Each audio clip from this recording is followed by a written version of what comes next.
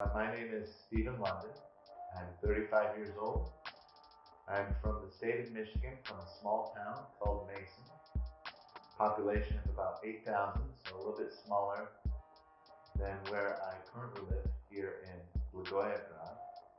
But before I came to Bulgaria, I traveled the world via the Army.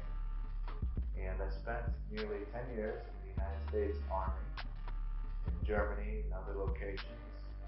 I also traveled to Afghanistan and deployed 3 times, for a total of almost 2.5 years. So in this picture, it's me in a guard tower, taking one of my first selfies, very serious face, they're smiling a lot.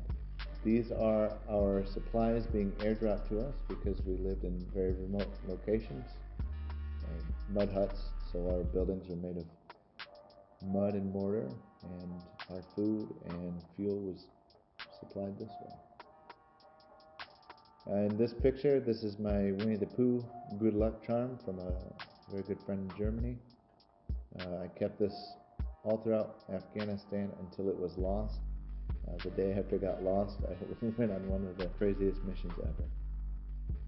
The next day, as we're getting ready to go for an early morning mission, I was feeling sick. We ended up starting off with the mission. I was wearing all my gear, all my equipment. It was very heavy. And as we split into two groups, our group climbed one of the mountains. The bad news, simply put, was that we had climbed the wrong mountain. And they pointed to the correct mountain, so we had to walk down the mountain and then up another mountain, which was probably another 2 or 3 kilometers away. Once we got to that mountain, we split into small teams. One of us would sleep while the other one pulled security, and when it was my time to get a little bit of sleep, that's when some of the shooting began, and so I had to get up and we shot back at the enemy.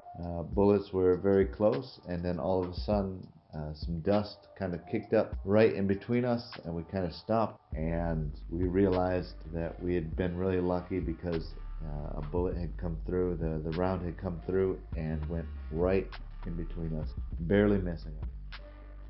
While I was in the Army, I learned and worked on a lot of different qualities such as brotherhood and teamwork, and these are some of the same qualities that I brought back with me when I left the Army and eventually returned to academics.